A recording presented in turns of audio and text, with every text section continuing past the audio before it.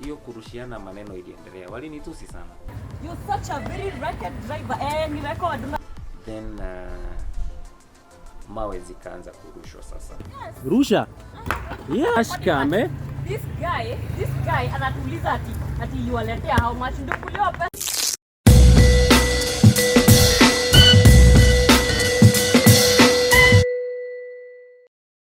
Yo, welcome to my reality drama talk show, and I'm your host Bannet Tamara. I'm bringing you hot stories on real drama, relationship drama, life drama.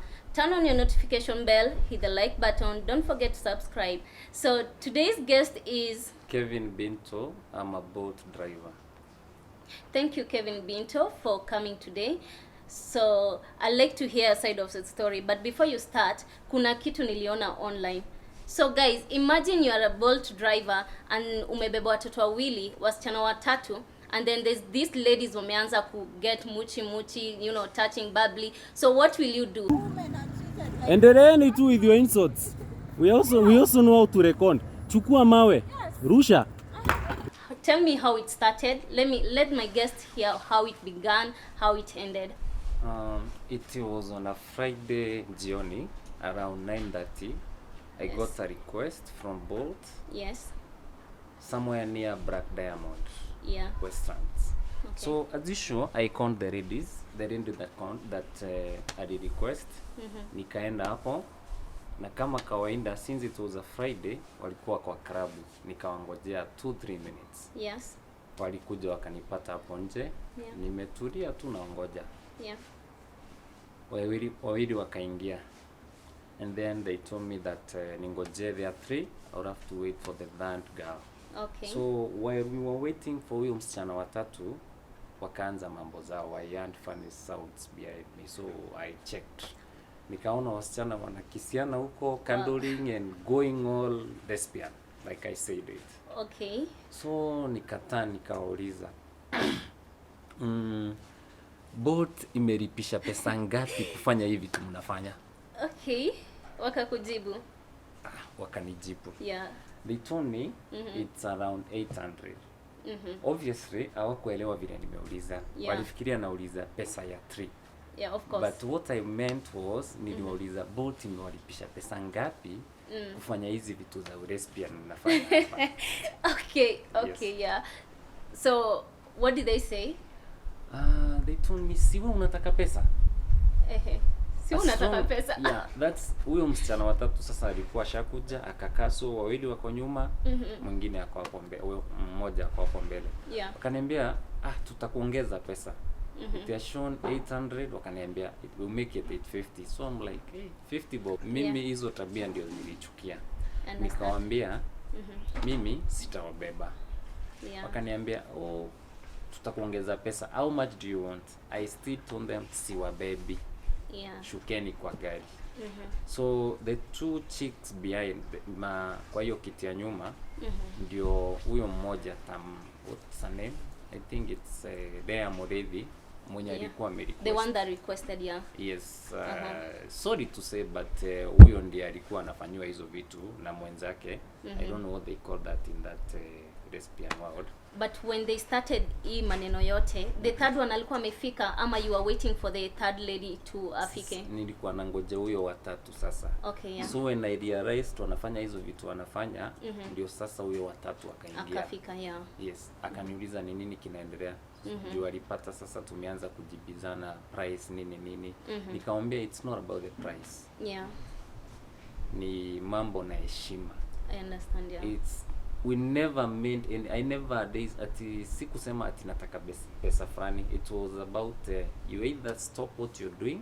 Yeah. Niwapeleke ikue tu trip vizuri. Ama mshuke. Yeah. Wasichana walileta shinda. Wakaleta furugu. Okay. Ikakuwa ni matusi. Well, mimi sijui kizungu sana. Kidogo tu, Kimeru ndio iko mingi. So it's okay. Nikatusiwa. As the Meru guy, yeah. My friends, I was so mad. I can imagine. Ambushed by 3 ladies, yeah? Ambushed by 3 ladies. Ni usiku, saa 3:30. Yeah. When curfew iko karibu kuanza. They were going, actually walikuwa wanatoka hiyo crap. Yeah. I don't know which club, but it's around Black Diamond. The one going to Spa Mall, there is another club there known as Reviva. Yeah. It's a 24-hour club from Watervande. Yeah. Ni 24-hour club, so that's where they were going. Sitasema walikuwa walevi, they knew what they were doing. Oh, okay. So walikuwa wanatoka hapo wanaenda hiyo Reviva. So what happened after nimeuliza what they are doing, hao wasichana waliacha what they were doing. So you see like hapo nyuma, wakati watu wakiwa hapo nyuma, the way they like wana join conversation hapa mbele. Yeah. Hao wawili walikuja hapo mbele, sasa wakaniuliza nini? Kwani hao boat drivers wengine wako, are you more special than the other drivers? Haya, okay. Si ni pesa tu unataka. We're going to pay you more. Nikasema sitaki pesa. Wakanitusi, ikakuwa sasa hata nashikwa mashati. I had some documents hapo juu ya that sun whatever, the one that you protect yourself from the sun. Yeah, yeah. So huyo msichana mmoja alikuwa nyuma, alichukua my license, and then there was another car agreement said document there, akazirarua zote. What? Yeah. Niliona hii kitu itafanya naweza finya mtu mahali ana. Yeah, hiyo So, hasira ni mingi. Yes. Yeah. Nikashuka tu kwa gari, nikawafungulia, I cancelled their ride, nikawaambia requestini gari ingine. Yeah. Nikashuka, nikawafungulia mlango ya nyuma, wakashuka. Yeah. Hiyo kurushiana maneno iliendelea. Walinitusi sana. Yeah, I saw the video, yeah. Then mawe zikaanza kurushwa sasa. Endeleeni tu with your insults. We also know how to record. Chukua mawe. Rusha. Yes, proceed. Proceed. I'm also recording. Proceed with the throwing of stones. Endelea. Excuse me, our Uber is here. You're such a very racket driver. Ni record na. Nisimame ama? Nisimame babe. Proceed with the insults. I also have a CCTV and dash cam. I have a dash cam, eh? This guy anatuuliza ati yuwaletea how much, ndio kuliwa pesa. Unaona huyu vile ananigonga na mawe? Sasa wako nje, wametoka. Yeah. Huyo msichana huyo, the particular there, I don't know what she had taken that day, maybe, or she had not taken, I don't know which is which. So huyo alinishika hivi. If the guys around that Westerns, the place I was in, Yeah, wanaweza toa hiyo the CCTV footage for that night, wanaweza onyesha when that guy was all physical manning me up. Lakini mimi siwezi gonga mwanamke. I will never and I've never done it. So niliwafungulia tu mlango. Yeah. Wakachukua mawe, matusi zikaendelea, nikagongwa mawe zingine mingi sana. Then one of them akadecide, okay, wacha tukufunze adabu. I'm going to record you and make you trend kesho on Facebook. Okay. So alichukua hiyo video yote alichukua. Na ndio maana uliona yesterday, that is yesterday is Monday. Yeah. Monday morning aliweka video kidogo kwa Facebook, but haikuwa inacheza. Aliweka screenshot ya video akisema pia yako na evidence, but vile aliambiwa na watu aiweke ikiwa video, she pulled out the post. Sababu hiyo video yake ingeonyesha yeye vile anarusha mawe na wanatusiana and everything. Yeah. So wakati wao wana shoot hiyo video yao, mimi nikaona hey, this thing itani cost. So I decided to take pia mimi nichukue video kidogo. So when they present their video, pia mimi nitakuwa na yangu ya kuonyeshana what was happening. Yeah. So that was it. No. Walinitusi tu, then their car came, walikuwa wamerequest gari nyingine, ikakuja. Wakaenda. Is your bolt still working, or what happens after that? Because I'm tending to understand that if I'm being wronged, I might report. So what happened after that? Unfortunately, both drivers wanapitia mambo mengi sana. Okay. Especially in Nairobi. Wacha niseme hivyo. The Bolt company haisikizi drivers. You see, mtu yeyote tu rainda, hata kama ametoa rain huko ameregister tu, akiraise kaishu kadogo tu hivi, the boat doesn't even take time kusikiza the driver side of the story. They automatically broke. For instance, Sasa kama sasa trips are based on distance Yeah. from point A to point B. Point B, yeah. Unapatanga scenario where, let me give an example with Nairobi and Ruiru. Yes. Mtu ameka tu pick up point is Nairobi and the drop off point is Ruiru. Yeah. So obviously italeta estimate. Let me give an example ya 1,000. Yeah. So you carry that client mahali umempick na mahali mahali alikuwa atadropiwa. ameweka hata pin ya kupikiwa. Unampick this point, anakwambia niko mahali fulani, so you go there. Unampick, you take the client all the way to their destination yenye umeweka kwa pin. Yeah. You get to Ruiru, excuse me, unapata anakwambia sio hapa, ingia. Yeah. You end up covering another 3 or so something kilometers. Sasa unajua mkiend trip pale, whatever estimate that an area shown haitakuwa hiyo juu trip imeongeza distance. Yeah. But utapata hiyo client aconsider hiyo. Anakwambia oh my goodness, hii trip bolt ilinionyesha 1,000. Ilinionyesha 1,000. Wewe unasema nini? Wewe unasema nini? Exactly. Sasa mnaenda hapo.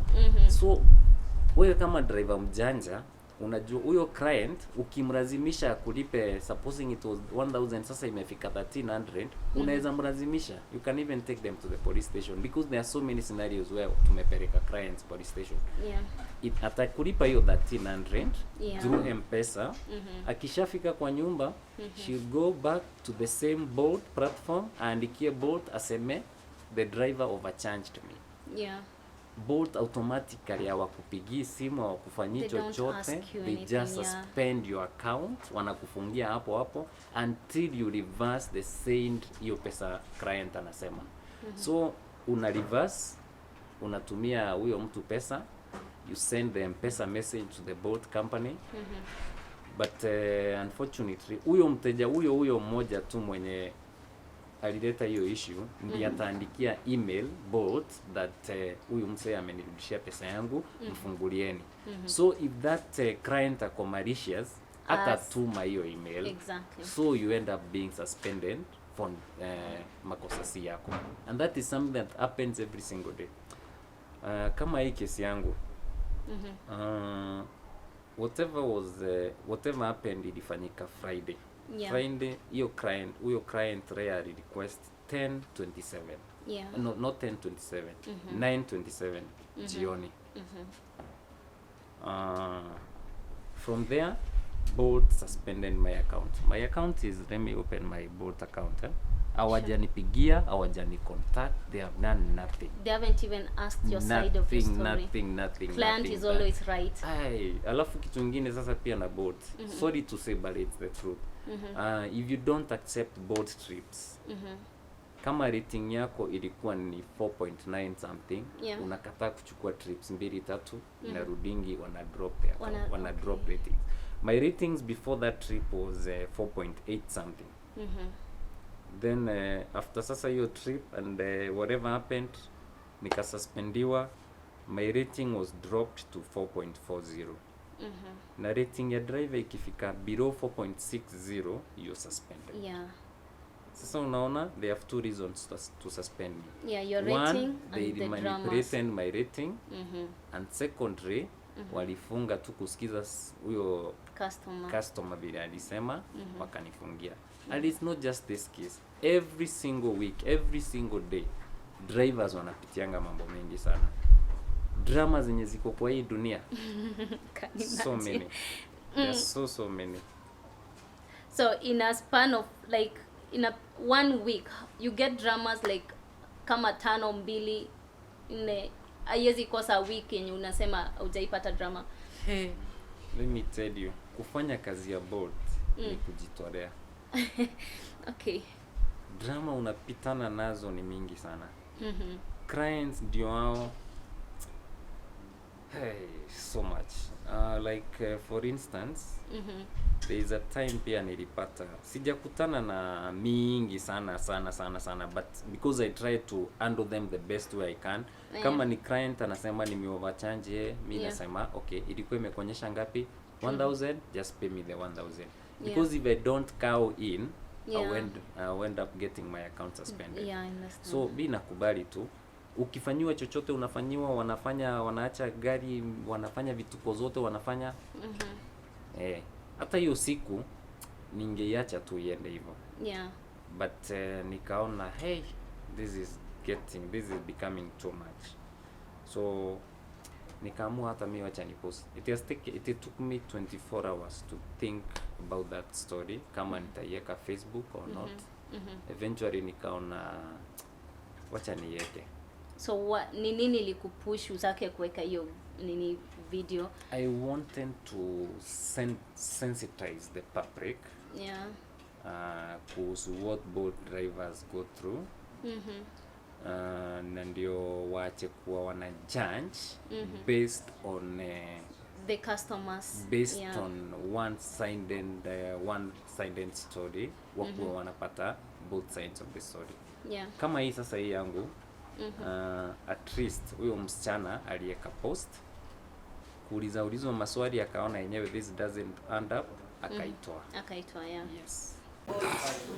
So to my viewers at home, ingekuwa ni wewe umeshikwa mashati na your customer, ungefanya nini? Yeah. And if ni wewe unaendesha hiyo gari, ungeacha sound effects ziendelee huku nyuma au ungefanya nini? Let me know in your comment below and let me know what you think, what you would have done.